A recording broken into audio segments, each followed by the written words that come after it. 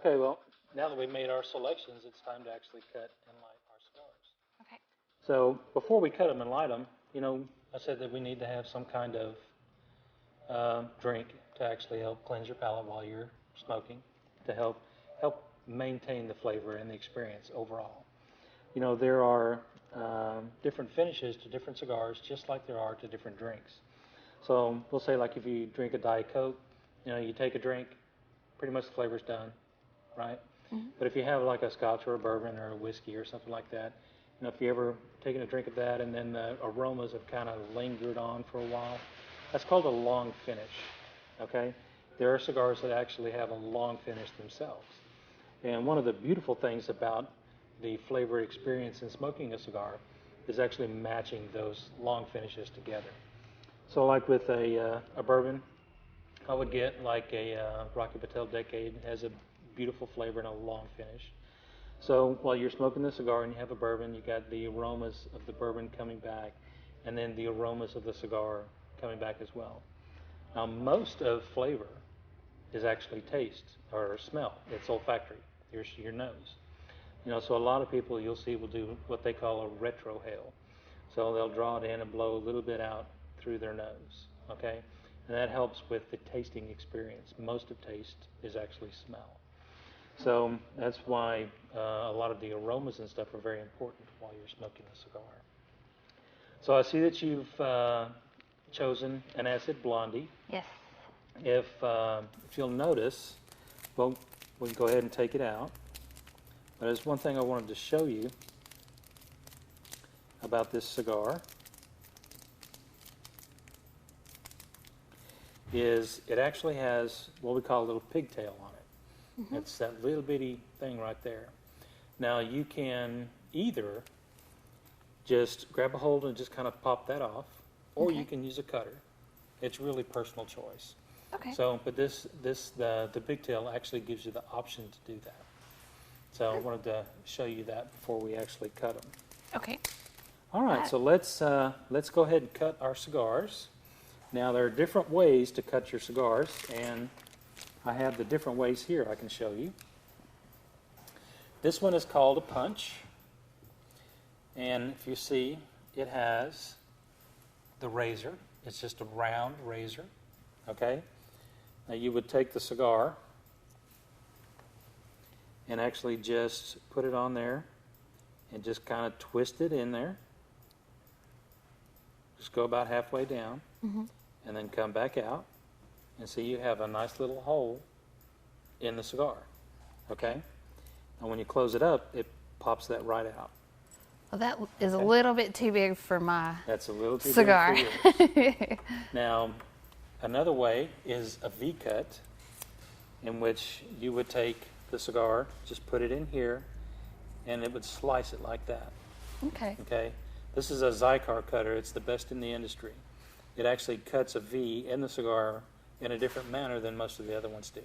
So it doesn't bunch it up. So that's why I like these. But that's a V-cut. All right? Now the one that we're probably going to use on yours, because it's a smaller ring gauge cigar, is called a guillotine. Okay? And a guillotine is just like the old-fashioned ones where they chop people's heads off, just a razor. You can have either a single blade or a double. This happens to be a double here. Okay? So now remember, when you cut your cigar, the cap that you see, you want to cut between the cap and the top of the cigar. All you have to do is penetrate that cap. You don't have to cut the entire top of the cigar off. Okay? So do you want to try it, or you want me to show you how to do it? I think I'll try it. I do have one question though. With the guillotine and the V-cut, they're both that same kind of motion. Is there a benefit to one or the other? Well, on a smaller ring gauge cigar, I think the guillotine is better because you want more surface area for the smoke to escape, so you get a fuller experience with the smoke. Okay. Sometimes on a smaller ring gauge, the V-cut may or may not allow enough smoke to escape if you put just a small V in the cigar. All right? Okay. Generally, if you're smoking it slow, it's not an issue. It's actually personal choice as to which one you like. Okay. So when I do this, is there a rule of thumb to where I don't cut too much or too little, or Yeah, just right above, just right on the very end, just one swift motion. right there? There you go, perfect. Now sometimes I'll take my finger and just kind of brush the top just to get some little bits and pieces off of it. Okay? Now when a cigar is made, okay, it is constructed in such a manner that the flavor profiles actually come into play during certain times of the cigar. Okay? So it's designed so the cherry is supposed to burn evenly from one end of the cigar through the other. Okay? Depending on the construction, you'll have like maybe some ligero at the top of the plant, which receives more photosynthesis, more oils and stuff, so there's more nicotine, so it's a fuller body. Okay. So you may have some of that in the front and some in the back, okay? So if your cigar starts burning differently, you're going to not get the right flavor profiles of this. So if you're just tasting the top, you're not tasting the full cigar. So in order to start that process, you want to what we call score the cigar. Okay? Mm-hmm.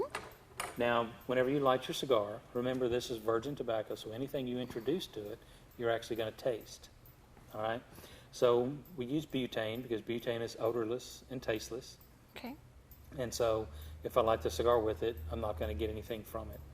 If you use a match, make sure that you either use a sulfur-free match or light the match, let it burn for just a minute, and let the sulfur kind of burn off, and then you can use the match to light the cigar. Okay. Zippo lighters. Have you ever lit a Zippo and you have that aroma? No. If you light a cigar with a Zippo, you're going to get that aroma with the cigar, okay? And you don't really want that because that flavor, anything you light it with will be introduced into the cigar. That's why you see around the lounge those cedar spills, okay? They're called spills. You can light like a cedar stick with anything, even a Zippo. Let it burn for a second, and then you can use that flame to actually light the cigar with. Oh, okay. Okay? Mm-hmm. So when we're lighting the cigar, we want to just start off by going in a slow circular motion, just kind of preparing the tobacco.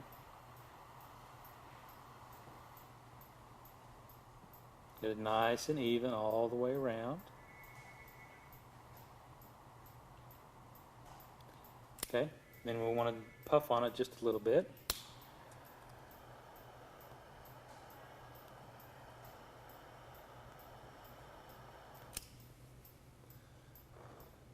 A lot of times you can turn around and blow on it. Now when I blow on it, I can see that the cherry is symmetrical all the way around. And so that's a nice even start to burn on the cigar. Okay. All right, so you want to try yours? Yes. So is there a certain way I should hold it at any kind of angle? Yeah, you don't want to burn the outside wrapper. So just kind of an angle, just enough of an angle to actually start. Like that? Yeah, and just kind of turn it around a little bit. That'll work a little faster on that kind of small ring gauge cigar, so you should be ready.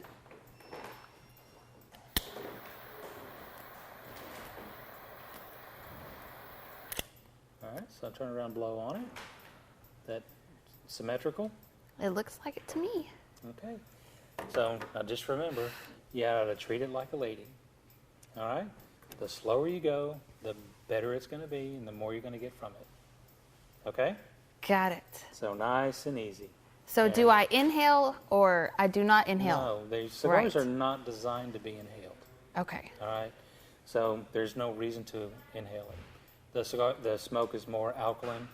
So even a regular cigarette smoker, if they try to inhale a cigar, they're going to cough and hack because the pHs are completely different. Okay. So they're just designed for taste, flavor, camaraderie, atmosphere, celebration. That's all cigars are designed for. Okay. So just draw it in and blow it out.